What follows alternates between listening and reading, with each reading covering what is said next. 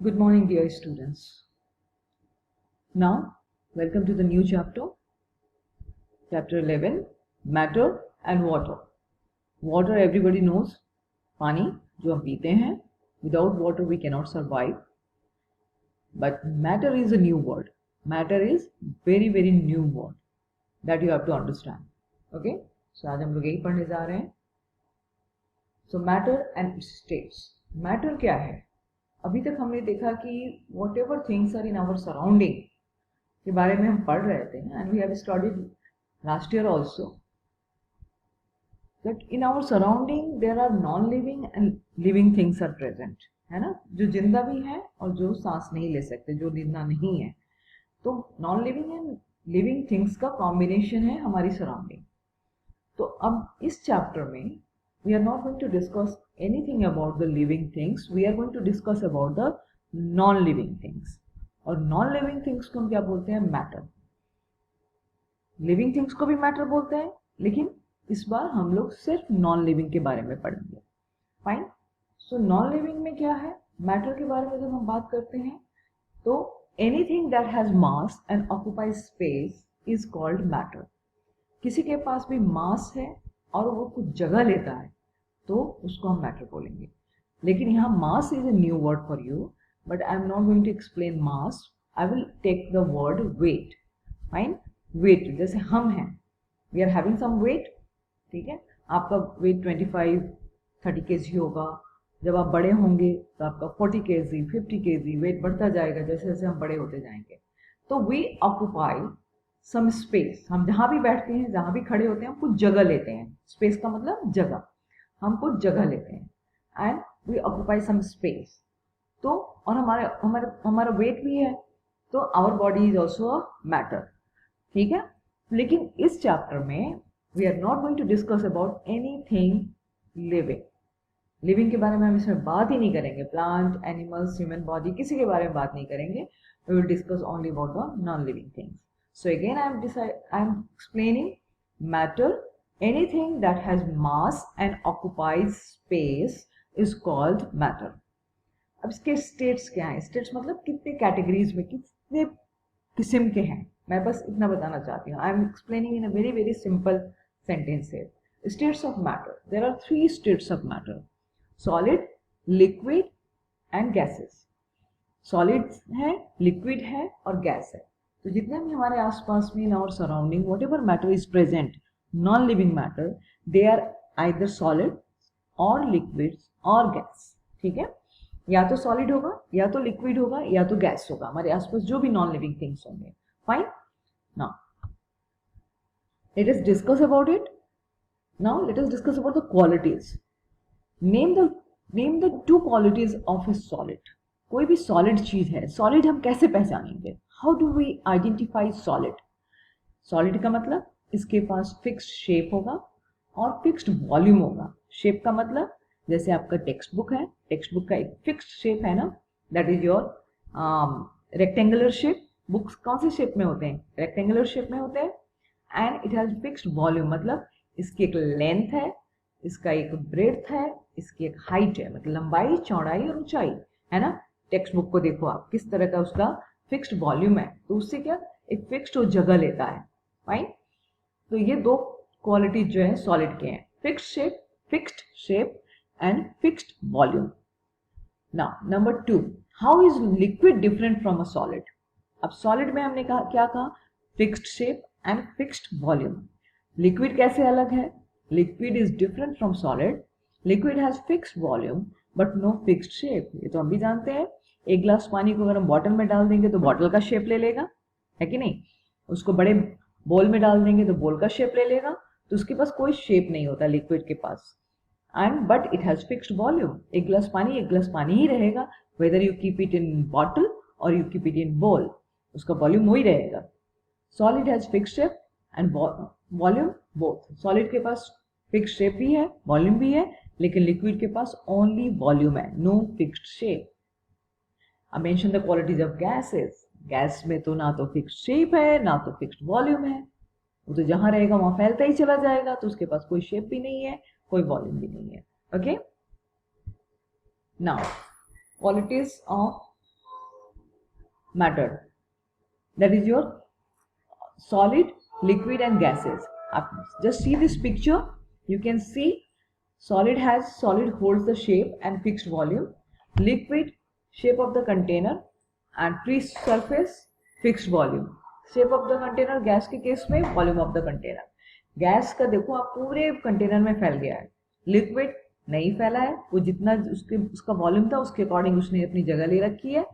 Solid का देख रहे हैं आप, इस कंटेनर के अंदर same size of container is there but solid is having this fixed shape, वो अपने शेप में है. लिक्विड के पास कोई शेप नहीं है इसलिए वो फैल गया है पूरे में.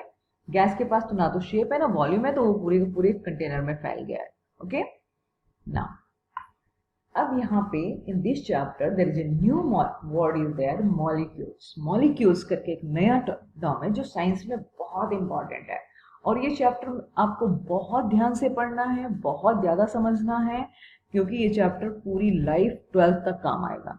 आज आप पढ़ रहे हो, this chapter has been introduced in class 4 but this chapter will continue till class 12th. Science पढ़ोगे तो 12th तक जाएगा. Okay so molecules you have to understand it very very tiny particles, बहुत छोटे पार्टिकल्स होते हैं, उसको मिला के एक मैटर बनता है. छोटे मॉलिक्यूल्स, छोटे टाइनी पार्टिकल्स इकट्ठा होते हैं और वो एक मैटर बनाता है, किसी भी शेप को बनाता है, किसी भी साइज को बनाता है, वेदर सॉलिड, लिक्विड और गैसेस, किसी में भी होता है molecules. Okay and that molecules are made up of atoms. Atoms उससे भी छोटा, मतलब smallest particles in the world is called atom. जो सबसे छोटा पार्टिकल होगा ना, जो सबसे छोटा टुकड़ा होगा वो एटम होगा. एटम से छोटा कुछ भी नहीं होता है. ठीक है, तो molecules are made up of very tiny particles called atoms. Molecules क्या है? Tiny particles by which matter is made. लेकिन मॉलिक्यूल्स किससे बना हुआ है? Molecules are made of very tiny particles called atoms.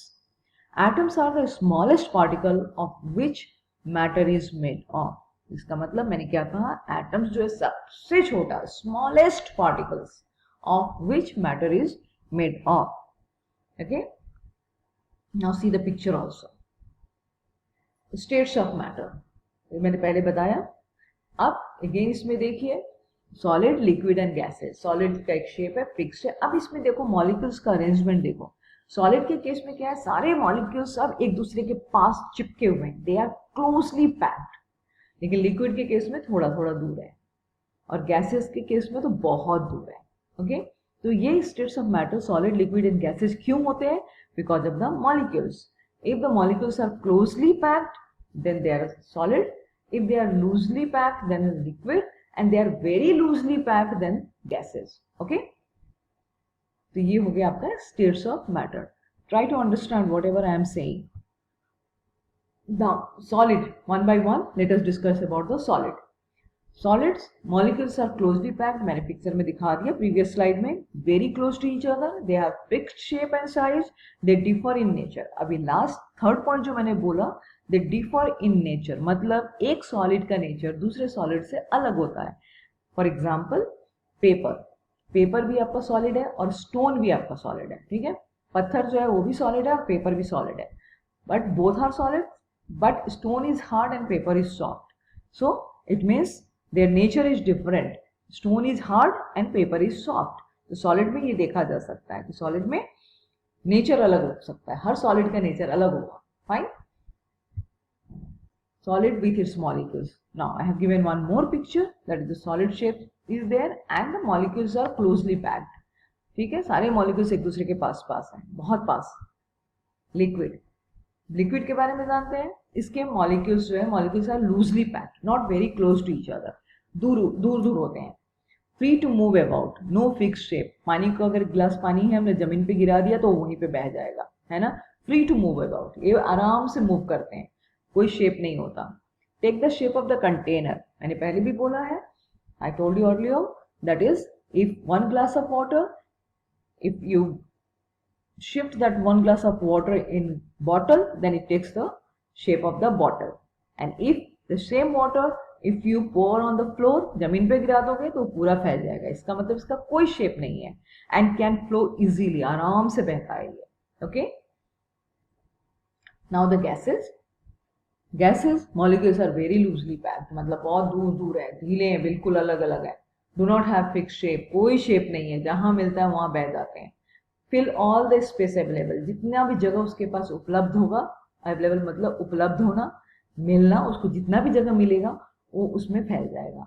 Just imagine घर में जब सुबह पूजा होती है और अगरबत्ती जलाते हैं, तो अगरबत्ती का स्मेल पूरे कमरे में फैलता है ना, तो वो गैस जो है पूरे कमरे में फैल जाता है। So that's why gases they do not have fixed shape, they can fill all the space available, जितनी जगह मिलेगी उतनी जगह में फैल जाएंगे। Okay, so now you see the picture properly. Now the new words: states, matter, quality, solid, liquid, gas, property. Property का मतलब quality again. Arrangement मतलब चीजों को सही तरीके से रखना. Constitute मतलब बना हुआ, किससे बना हुआ है. Atoms, molecules, influence, influence मतलब असर. Closely packed मतलब बिल्कुल पास पास पैक होना. Container, flow, available, space, loosely packed. ठीक है, ये सारे वर्ड्स हैं जो आपको लर्न करने हैं और लिखने हैं। Okay, thank you.